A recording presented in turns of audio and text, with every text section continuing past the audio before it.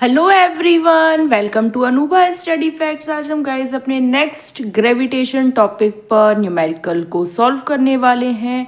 Previous session नहीं देखा है तो देख लीजिए, हमारा फोर्स पर, मोशन पर और ग्रेविटेशन पर सेशन आ चुके हैं और बायोलॉजी में भी आपके साइमल्टेनियसली सेशंस चल रहे हैं। तो अगर आपने अभी तक नहीं देखा है तो देख लीजिए। चलिए फिर आज का सेशन हम शुरू करते हैं। An object is thrown vertically upward. मैंने आपको इससे पहले वाले सेशन में बताया था कि अगर कोई भी ऑब्जेक्ट ऊपर से नीचे की तरफ गिरती है then initial velocity will be zero. लेकिन अगर कोई ऑब्जेक्ट ऊपर नीचे से ऊपर की तरफ थ्रोन हो रही है तो उसकी फाइनल वेलोसिटी ज़ीरो होती है। To a height of 10 metre, तो हाइट कितनी है 10 metre. Calculate the velocity with which the object was thrown upward.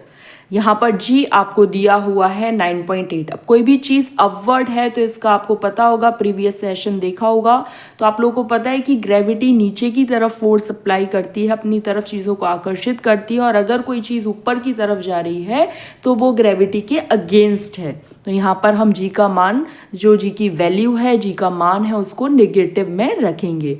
तो इसका सॉल्यूशन देखिए आप, v is equal to 0 why because object is thrown vertically upward.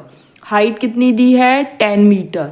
u हमको फाइंड आउट करना, calculate the velocity हमको फाइंड आउट करना है। g हमने माइनस में क्योंकि वर्टिकली अपवर्ड है। v square minus u square is equal to 2gh। Value रखेंगे वहाँ पर, जो भी मान दिया है वो वैल्यूज पुट करेंगे तो हमारा u आ जाएगा। इसी का सेकंड क्वेश्चन है भाई, अब हमें टाइम निकालना है। Time taken by the object to reach the highest point. Highest point पर पहुंचने के लिए उस ऑब्जेक्ट को कितना टाइम लगेगा। तो v is equal to u plus g t. तो v कितना है भाई 0, u कितना निकल कर आया 14, g माइनस 9.8। इस तरीके से हम इसका यहाँ पर t की वैल्यू फाइंड आउट कर लेंगे। आई होप आप लोगों को ये अच्छे से क्लियर हो गया होगा।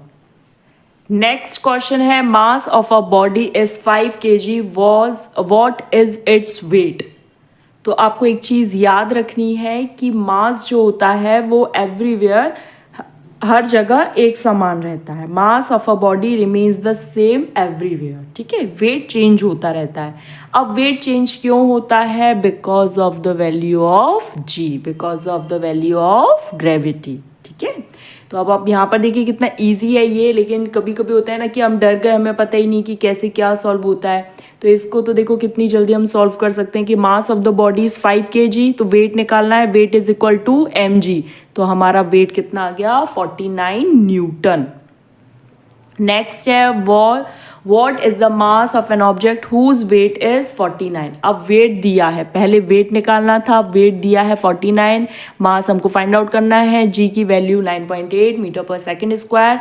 W is equal to m g, W की यहाँ पर वैल्यू रख देंगे, एम फाइंड आउट करना है, जी इज इक्वल टू 9.8। यहाँ पर आपका मास 5 kg आ जाएगा। आई होप आप लोग को ये दोनों क्वेश्चन अच्छे से समझ आ गए होंगे। नेक्स्ट क्वेश्चन पर बढ़ जाते हैं।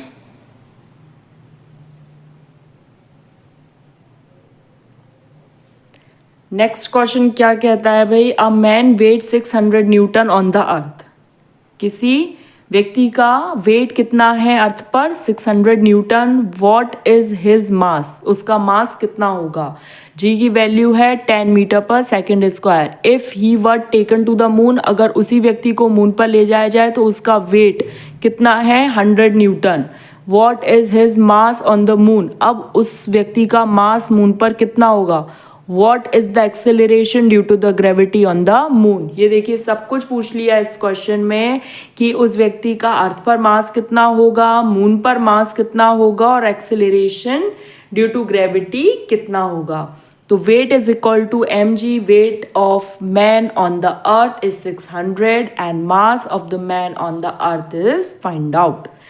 तो देखिए W is equal to m g, W का वैल्यू कितना है 600, m निकालना है 10, यहाँ पे ग्रेविटी दिया है तो मास कितना आ गया 60। अब भी हमने जस्ट इससे पहले वाले क्वेश्चन में डिस्कस किया था कि mass of body remains the same everywhere, so the mass of man on the moon is also 60 kg। Clear हुआ। वेट वेरी करता है because of gravity but mass everywhere is same. अब क्या निकालना है, acceleration due to gravity on the moon. W is equal to mg, weight of man on the moon is 100 Newton, mass of man on the moon is 60 kg। तो g की value निकाल लेंगे हम। तो देखिए W की value रख दी, m की वैल्यू रख दी और g हमको निकल कर आ गया। नेक्स्ट क्वेश्चन पर बढ़ जाते हैं। How much would a 70 kg man weight on the moon, what would be his mass on the earth and on the moon. अगर किसी व्यक्ति का वेट मून पर 70 kg है तो उस व्यक्ति का आपको what would be the mass on the earth and on the moon निकालना है। ठीक है, सबसे पहले क्या निकालना है भाई कि वेट कितना है, तो weight is equal to m g. Weight is equal to कितना दिया है, मतलब मास कितना दिया है 70 और जी का मान 1.63। तो यहाँ पर ये वेट निकल आया। मास of body is constant everywhere. तो अगर 70 kg का व्यक्ति है तो उसका अर्थ पर क्या वजन होगा, क्या मास होगा, 70 kg होगा और वेट कितना होगा 114.1 न्यूटन। नेक्स्ट क्वेश्चन और आज के लिए लास्ट क्वेश्चन है। A force of 100 newton is applied to an object of area 2 metre square, calculate the pressure. Force कितना है भाई 100 न्यूटन है, एरिया कितना है 2 मीटर स्क्वायर, प्रेशर हमको निकालना है। Pressure is equal to force upon area. तो फोर्स अपॉन एरिया यहाँ पर वैल्यू रख देंगे तो 50 न्यूटन पर मीटर स्क्वायर या फिर पास्कल। तो गाइज यहाँ पर हमारा सेशन कंप्लीट हुआ। आई होप आप लोगों को ये सेशन पसंद आया हो। पसंद आया तो आप लाइक शेयर कर सकते हैं। जो लोग टीजीटी साइंस की प्रिपरेशन कर रहे हैं, अलग अलग टेट में, अलग अलग स्टेट के टेट की तैयारी कर रहे हैं, उन लोगों के लिए बहुत ज़्यादा हेल्पफुल है। चलिए फिर नेक्स्ट सेशन में मिलते हैं। Thanks for watching this video।